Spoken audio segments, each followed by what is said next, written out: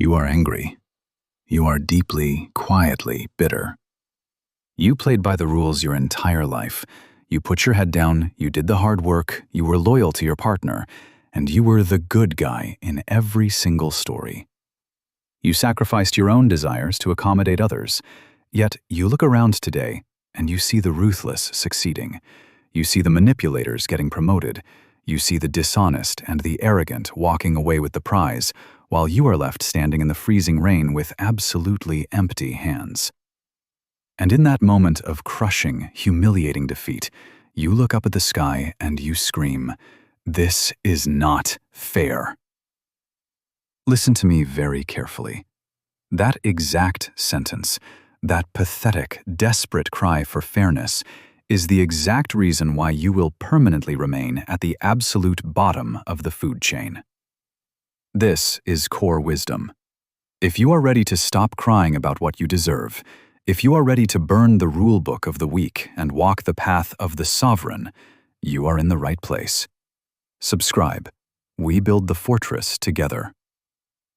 Let us perform a brutal, uncompromising dissection of the greatest lie you have ever been told. Let us examine the delusion of fairness. Since you were a child, you have been aggressively brainwashed by a comforting psychological fairy tale. Your parents, your teachers, the movies you watch, and the society you live in all fed you the exact same narcotic. They told you that if you are a good person, good things will happen to you. They told you that karma is a real, physical force, that the universe is meticulously keeping a scorecard, and that eventually the scales of justice will automatically balance themselves. Modern psychology has a clinical term for this mass delusion. It is called the Just-World Fallacy. It is a cognitive bias, a psychological pacifier invented by the weak to help them sleep at night, because they are absolutely terrified of the chaotic, indifferent, and violent reality of the universe. You desperately want to believe that there is a cosmic referee standing in the clouds with a whistle, ready to call a foul and hand out penalties when someone breaks the moral rules. There is no referee. There is no whistle. The universe is completely, terrifyingly blind to your morality. To understand the absolute absurdity of your expectation, you must look at the brutal, unedited mechanics of nature. Stoicism demands that we look at reality exactly as it is, not as we wish it to be. Picture the African savanna. A lion isolates a young gazelle from the herd. The lion sprints, sinks its massive teeth into the gazelle's neck, and crushes its windpipe. The gazelle bleeds out in the dirt and is violently ripped apart. Now, ask yourself a question. Did the gazelle deserve to die? Was the gazelle a bad animal? Did it accumulate bad karma? Was it unfair? No. The gazelle was simply slower than the lion. And is the lion evil for killing the innocent gazelle? No. The lion is hungry. It is operating strictly on the biological imperative of survival. In the wild, there is no courtroom. There is no judge sitting on a wooden bench weighing right and wrong. There is no concept of fairness, justice, or moral superiority. There is only physics, biology, and leverage. The strong survive, the weak perish, and the dirt absorbs the blood equally. You look at that savage ecosystem and you think, well, we are human beings. We are advanced. We have civilization. We have evolved past the jungle. That is your second fatal delusion. Human civilization is not an escape from the jungle. It is simply the jungle wearing a tailored suit and a Rolex. We have built towering glass skyscrapers. We have drafted complex legal codes, and we have invented the beautiful, philosophical concept of human rights.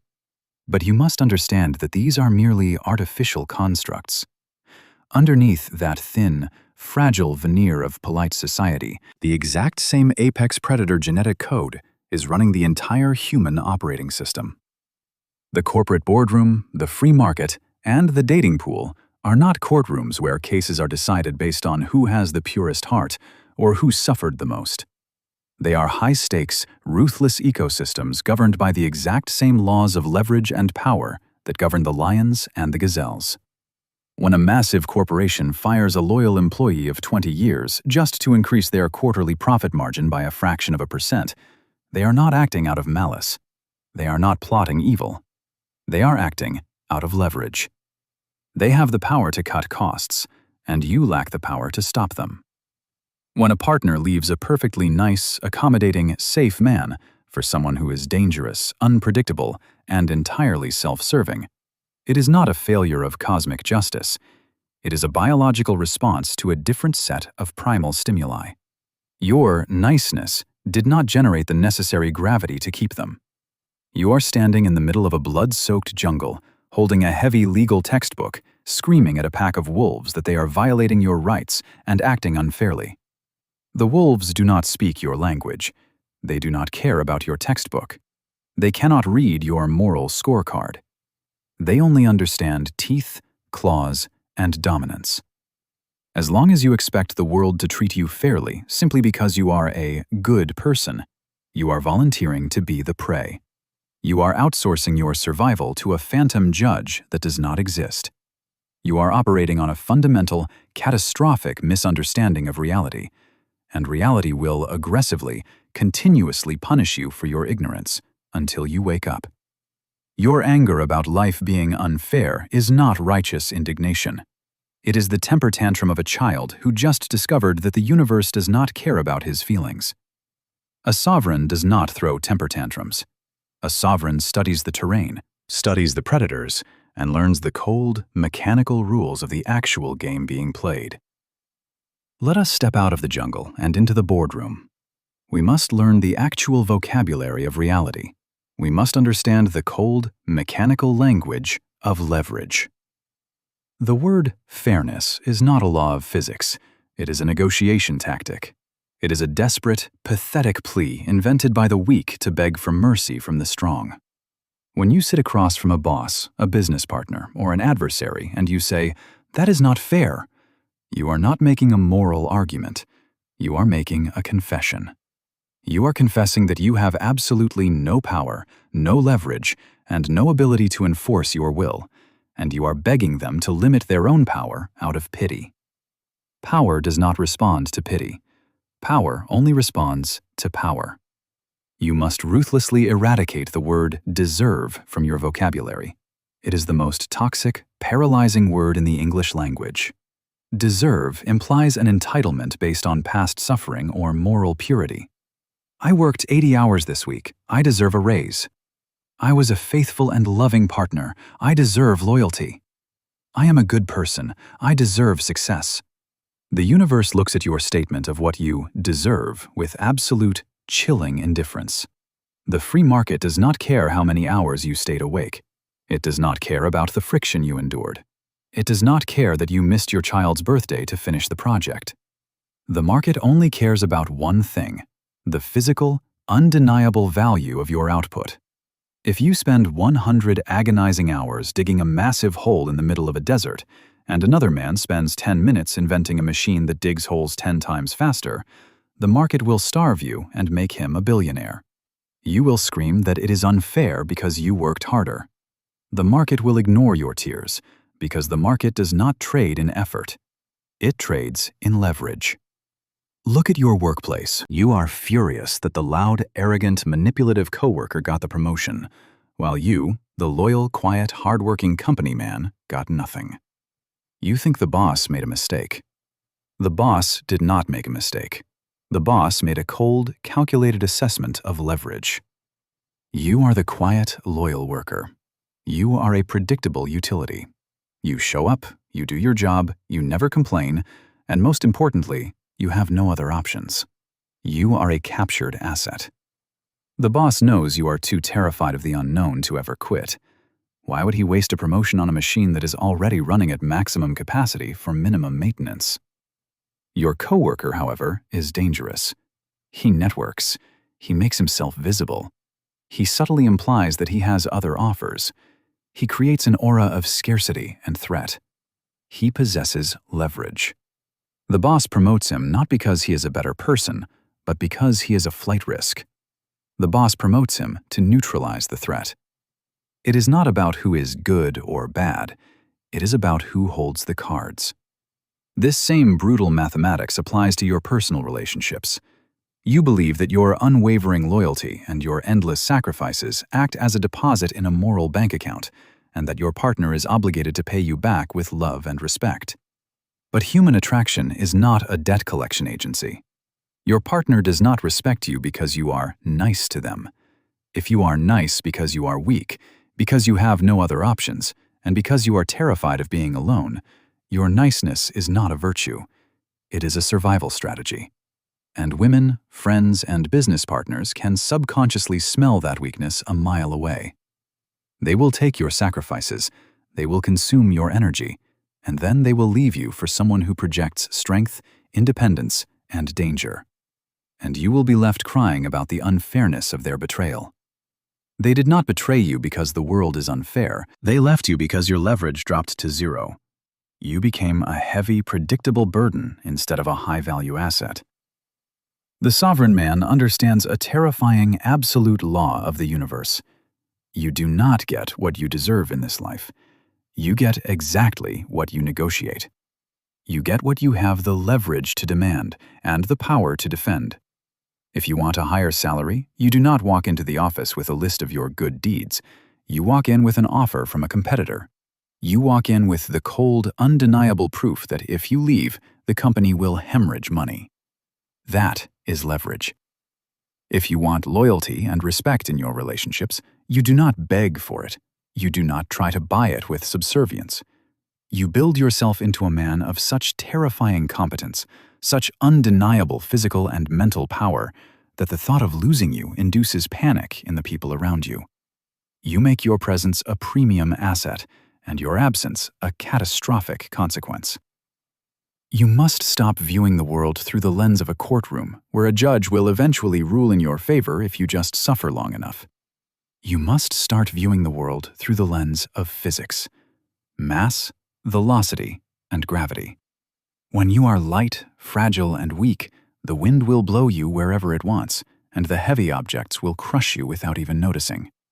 That is not unfair. That is physics.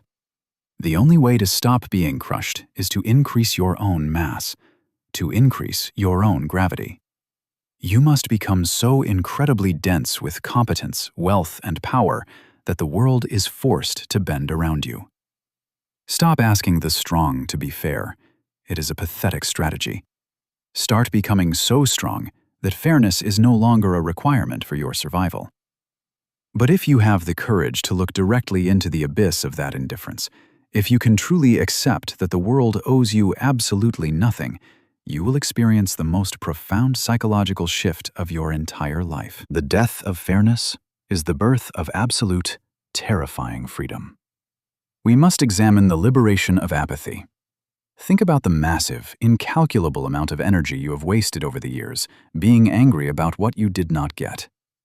Think about the hours you spent venting to your friends, complaining about the system, and writing mental essays about how you were wronged. Think about the deep, exhausting resentment you carry in your bones because the universe refused to acknowledge your sacrifices. That resentment is a parasite. It is bleeding you dry. It keeps your mind focused entirely on the past, chained to a phantom debt that will never, ever be repaid. As long as you believe the world owes you a debt, you are adopting the psychological posture of a beggar. You are sitting on the sidewalk of life with a tin cup, holding up a sign that lists all of your good deeds, waiting for a passing authority figure to drop a coin of justice into your lap. The sovereign man does not beg. He does not wait for a handout from the cosmos. When you accept that the universe is completely blind to your morality, you are instantly liberated from the role of the victim. You stop waiting for a rescue ship that was never dispatched. You realize that no one is coming to save you. No one is coming to balance the scales. And in that moment of ultimate, chilling isolation, you reclaim total ownership of your reality. If no one is coming to save you, then you must become the savior. If there is no judge to hand you what you deserve, then you must become the conqueror who takes what he desires. The apathy of the universe is not a curse. It is the ultimate blank canvas. The universe does not care if you remain weak, poor, and miserable. It will watch you drown with absolute indifference. But this also means the universe does not care if you build an empire. It does not put a limit on your ambition. It does not require you to fill out a permission slip to acquire power. You do not need to be deemed worthy by the stars to become dangerous. You just have to build the leverage. When you drop the delusion of fairness, your vision becomes crystal clear. You stop looking at your competitors with moral judgment, and you start looking at them with tactical precision. When a rival beats you, you no longer say, "He cheated, that isn't fair." You say, "He utilized a superior strategy. He leveraged a loophole I missed, and his execution was more violent than mine. I must upgrade my weaponry." You replace emotional outrage with mechanical adaptation. This is the alchemy of the sovereign mind.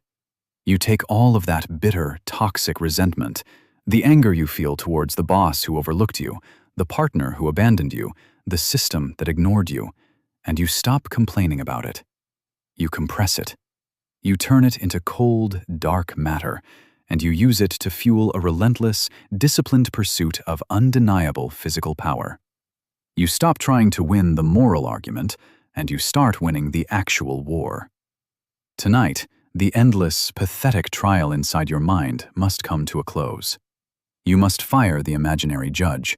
You must burn the moral scorecard you have been keeping for the last decade. You must accept that your suffering is not a currency, and your niceness is not a shield. Kill the naive, fragile child inside of you that expects a gold star for behaving properly. That child is a liability. That child is the reason you are paralyzed. Look at the heavy legal textbook of fairness you have been carrying around. Look at how useless it has been in protecting you from the wolves. Drop it in the dirt. Step out of the imaginary courtroom of your mind. There is no justice here. There is only the brutal, magnificent, unforgiving reality of the jungle. Pick up the heavy iron sword of your own competence. Accept the chaos. Accept the indifference. And build a fortress so massive, so heavily armed, and so densely packed with leverage that the concept of fairness is no longer required for your absolute domination. This is core wisdom. If you are ready to drop the delusion of fairness, burn the rulebook of the weak, and walk the path of the sovereign, subscribe. Leave the herd behind.